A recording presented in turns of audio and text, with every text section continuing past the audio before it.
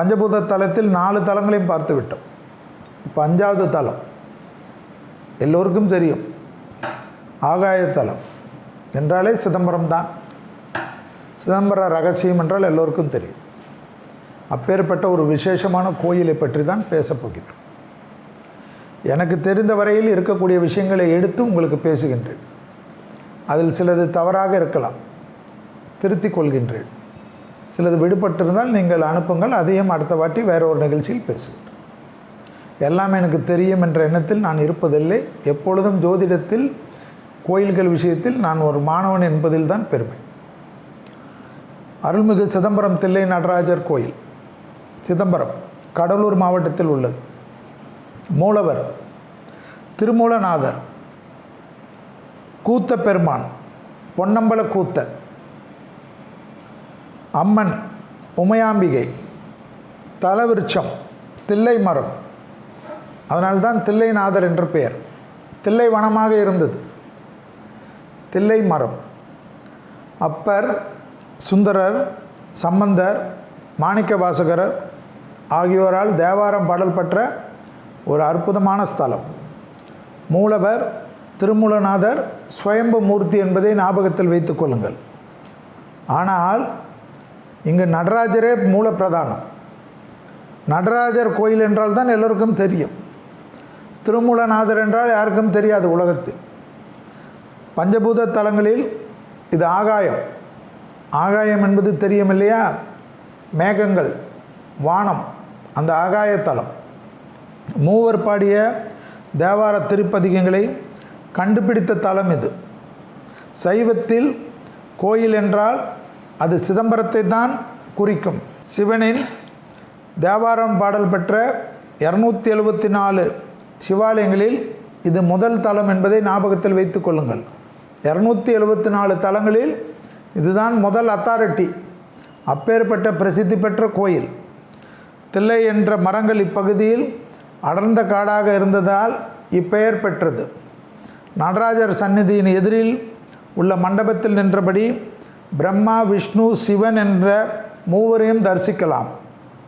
நடராஜர் சந்நிதியின் அருகிலே 108 திவ்ய தேசங்களில் ஒன்றான கோவிந்தராஜ பெருமாள் தலம் இருப்பது மிக மிக விசேஷமான ஒரு அமைப்பு என்பதை ஞாபகத்தில் வைத்து கொள்ளுங்கள்.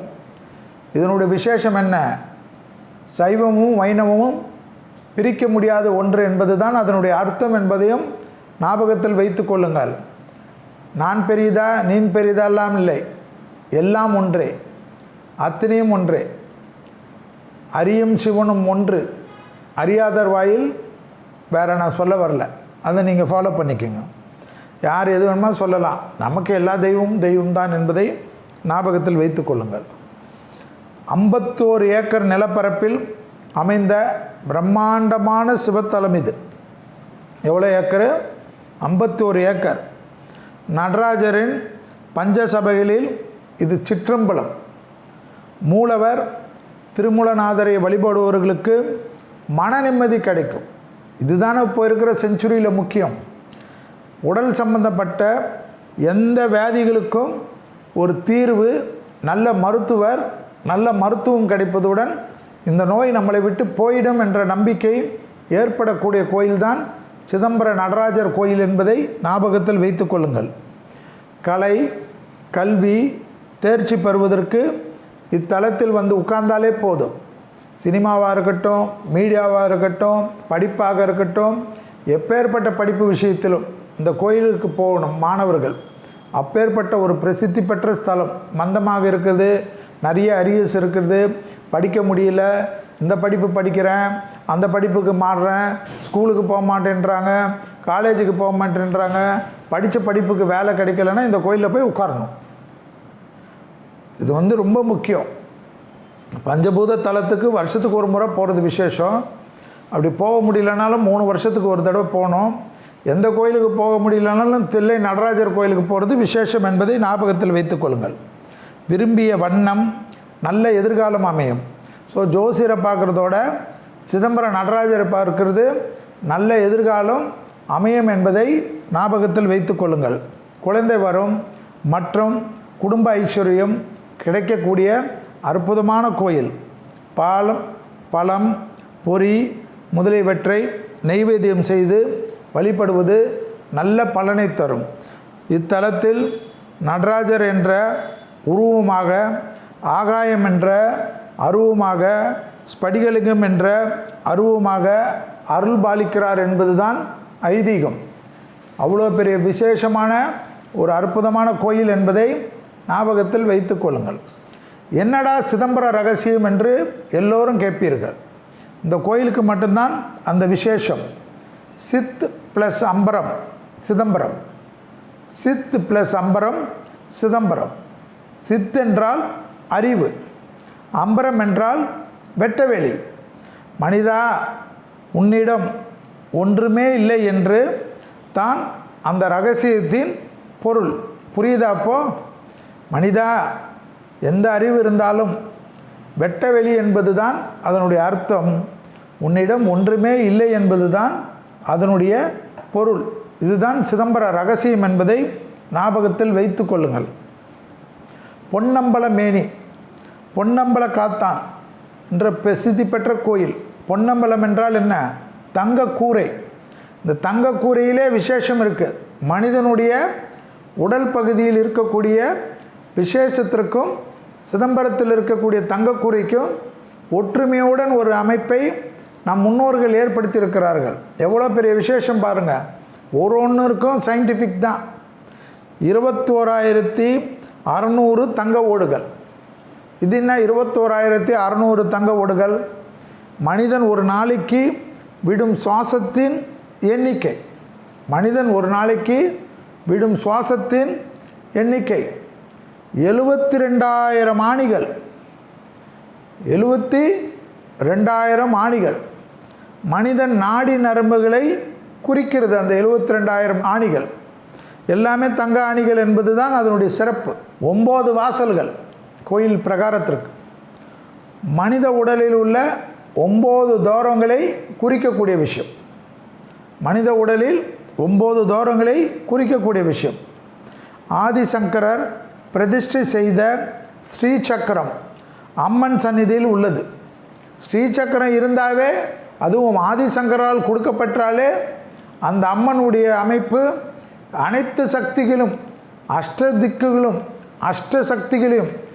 திக்குகளையும் கட்டுப்படுத்தி நமக்கு அருள் பாலிக்கக்கூடிய ஒரு அற்புதமான அம்மன். ஞாபகத்தில் வச்சுக்கொள்ளுங்கள். அர்த்தஜாம பூஜை இத்தலத்தின் தனி சிறப்பு. இந்த அர்த்தஜாம பூஜையில் உலகில் உள்ள அனைத்து தெய்வங்களும் கலந்து கொள்வதாக ஐதீகம். இந்த அர்த்தஜாம பூஜைக்கு எல்லா தெய்வங்களும் வந்து, எல்லா தேவர்களும், முனிவர்களும், ரிஷிகளும் எல்லோரும் வந்து இதில் கலந்து கொள்கிறார் என்றது தான் அதனுடைய அர்த்தம். சிதம்பரத்தினுடைய விசேஷம். எனவே அந்த அர்த்தஜாம பூஜைக்கு அவ்வளோ விசேஷம். அடுத்ததாக சிவபெருமானின் பல வகை நடனங்களில் இத்தலத்தில் ஆனந்த தாண்டவம் திகழ்கின்றது. சிதம்பரம் என்றாலே ஆனந்த தாண்டவம் திகழ்ந்த இடம் என்பதை ஞாபகத்தில் வைத்து கொள்ளுங்கள். இந்த கோலம் காஸ்மிக் டான்ஸ் என்று பல வெளிநாட்டு அறிஞர்களால் அழைக்கப்படுகிறது. காஸ்மிக் டான்ஸ் என்று. சிதம்பரத்தின் புள்ளிதான் உலகத்தை தாங்குகிறது என்பதையும் பல நம்மளுடைய அறிஞர்கள், விஞ்ஞானிகள் எல்லாம் அதனுடைய ஆராய்ச்சி இன்னும் செய்து கொண்டிருக்கிறார்கள் என்பது தான் அதனுடைய விசேஷம் என்பதையும் ஞாபகத்தில் வைத்து கொள்ளுங்கள். ஏதோ வாயில் வந்ததெல்லாம் நாங்கள் சொல்கிறோன்னு நினைக்க வேணாம். இதெல்லாம் வந்து நிறைய ரிசர்ச் இன்னும் போய்கொண்டு இருக்கிறது. எல்லாம் வெறிவில், எல்லாம் நம்ம சொன்னால் கேட்க மாட்டாங்க. வெளிநாட்டுக்காரர்களால் சொல்லப்படும், பறைசாற்றப்படும். அப்பொழுது தான் நம்மளுடைய சிதம்பரத்தினுடைய ரகசியம், சிதம்பரத்தினுடைய பவர் இந்த உலகம் ஏற்றுக்கொள்ளக்கூடிய தூரம் வெகு தூரத்தில் இல்லை என்பதையும் ஞாபகத்தில் வைத்து கொள்ளுங்கள். வாழ்வில் ஒரு முறை சிதம்பரம் தில்லை நடராஜரை ஆலயத்துக்கு வந்து வழிபட்டாலே முக்தி கிடைக்கும் என்பது முன்னோர்களின் வாக்கு. நீங்கள்லாம் எந்த ஊரில் இருந்தாலும் இப்போல்லாம் நிறைய டிரான்ஸ்போர்ட்டேஷன், ஃப்ளைட்டெல்லாம் இருக்குது. அதனால் 3 வருஷத்துக்கு ஒரு தடவையாவது நம்மளுடைய இந்து தர்மத்தை வழிபடுபவர்கள் பஞ்சபூத தலத்துக்கு வருவது விசேஷம். இன்னொரு ஆச்சரியம் என்னவென்று பார்த்து கொள்ளுங்கள். இந்த கோயிலுக்கு வந்து வழிபட்டார்கள் என்றால் எவ்வளோ சிவாலயங்கள் பார்க்க முடியுமோ அத்தனை சிவாலயங்களை பார்க்கக்கூடிய பிராப்தமும் கிடைக்கும்.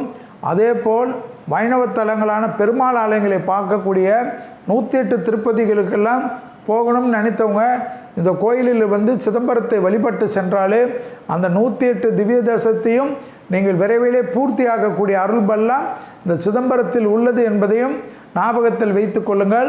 எனவே பஞ்சபூத தலத்தில் ஆகாய தலமான சிதம்பரத்திற்கு சென்று தரிசனம் செய்து ஆசீர்வாதம் வாங்கி மன நிம்மதியை பெற்று அஷ்ட லக்ஷ்மி கடாட்சத்தையும், முக்கியமாக எவ்வளோ பணம் இருந்தாலும் பேர் இருந்தாலும் புகழ் இருந்தாலும் மன நிம்மதி கிடைக்கக்கூடிய ஒரு அற்புதமான ஸ்தலம். போயிட்டு எங்கேயாவது ஒரு மூலையில் அமர்ந்து விட்டு வந்தாலே அந்த பிராப்தம் கிடைக்கும். 1 கோடி ரூபாயில் 1 லட்சம் ரூபாயில் பணம் போட்டு பூஜை செய்து தான் அருள் கிடைக்கும் என்பது இல்லை. எனவே விரைவிலே சிதம்பரத்துக்கு செல்வீர்கள் என்று நம்புகின்றேன்.